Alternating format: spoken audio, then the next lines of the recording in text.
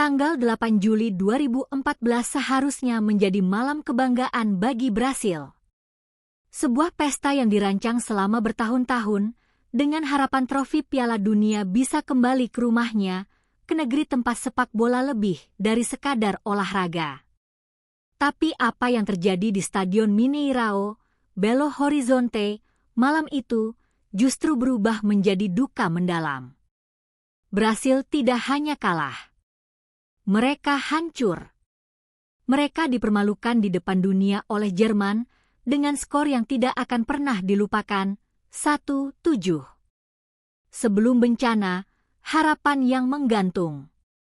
Brasil datang ke semifinal dengan semangat tinggi, meskipun sudah kehilangan dua pilar utama, Neymar karena cedera tulang belakang, dan Kapten Thiago Silva karena akumulasi kartu kuning. Tapi publik masih percaya. Ini adalah Brasil. Tuan rumah. Juara dunia 5 kali. Mereka pasti bisa melewati Jerman.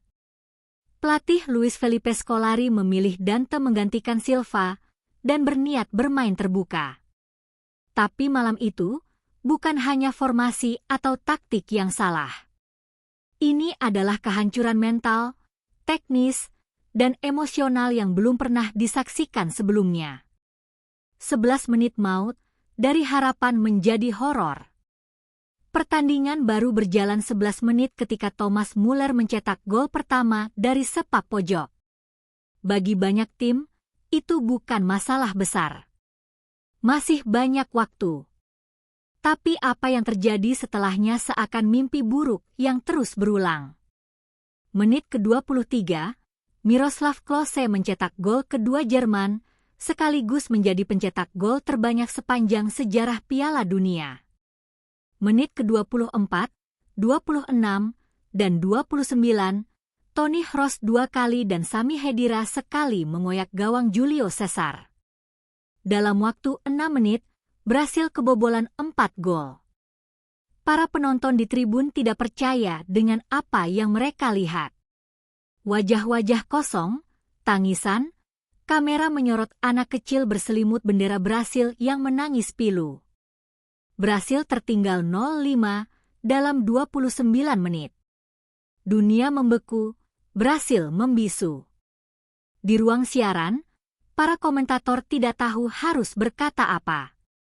Di stadion, sebagian penonton mulai keluar sebelum babak pertama berakhir.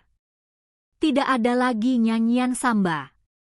Tidak ada lagi semangat Eu Sou Brasileiro. Yang tersisa hanya keheningan dan penderitaan kolektif dari sebuah bangsa yang seluruh jiwanya terikat pada sepak bola. Babak kedua, luka yang terus dikoyak. Seolah belum cukup, Jerman menambah 2 gol lagi di babak kedua lewat Andres Schürrle. Gol keduanya bahkan sangat indah. Tendangan keras ke sudut atas gawang yang membuat gawang Brasil kembali bergemuruh, kali ini oleh ejekan. Oscar mencetak gol hiburan di menit akhir, tapi tak ada sorak-sorai. Gol itu bukan penyelamat, melainkan pengingat bahwa Brasil hanya bisa mencetak 1 dari 7 gol malam itu. Skor akhir, Brasil 1-7 Jerman. Setelah kekalahan, tangisan, kritik, dan luka nasional. Malam itu bukan sekadar kekalahan dalam pertandingan. Ini adalah tragedi nasional. Beberapa fans Brasil menyebutnya sebagai hari kematian sepak bola. Media lokal menggambarkannya sebagai a vergonha, aib. Bahkan Pelé, sang legenda, menyebutnya sebagai malam tergelap dalam sejarah Brasil. Presiden Brasil waktu itu, Dilma Rousseff, mencuit, "Aku, seperti seluruh rakyat Brasil, sangat sedih dengan kekalahan ini. Aku sangat menyesal." Luis Felipe Scolari, sang pelatih, menyebut dirinya sebagai orang yang paling bertanggung jawab. Tapi luka itu terlalu dalam untuk sekadar disembuhkan oleh permintaan maaf. Bukan hanya tentang skor, tapi tentang identitas yang runtuh. Brasil selalu dikenal dengan sepak bola indah, jogo bonito. Mereka adalah negara Pele, Romario, Ronaldo, Ronaldinho. Tapi malam itu, mereka tak punya arah, tak punya jiwa. Jerman menari dengan bola seperti yang biasa Brasil lakukan di masa lalu. Untuk pertama kalinya, dunia melihat Brasil bukan sebagai raja sepak bola, melainkan sebagai korban dari kekuatan tak terhentikan. Warisan kekalahan. Hingga kini, skor 1-7 telah menjadi simbol kekalahan terbesar dalam sejarah Piala Dunia modern. Ini bukan sekadar angka. Ini adalah trauma kolektif. Sebuah luka dalam narasi sepak bola Brasil yang mungkin tidak akan pernah hilang. Namun dari tragedi itu juga lahir pelajaran.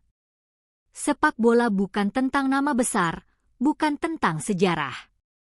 Ini tentang siapa yang siap secara mental, taktis, dan emosional. Dan malam itu, Brasil hancur bukan karena kalah dalam permainan, tetapi karena kalah dalam mentalitas. Penutup, sebuah luka yang mengubah segalanya. 8 Juli 2014 akan selalu diingat sebagai malam saat sepak bola mati di Brasil. Tapi dalam setiap kematian, selalu ada peluang untuk kelahiran kembali. Brasil perlahan bangkit dengan pelatih dan generasi baru. Tapi luka malam itu tetap menjadi pengingat abadi, bahwa bahkan raksasa pun bisa roboh dalam waktu kurang dari setengah jam.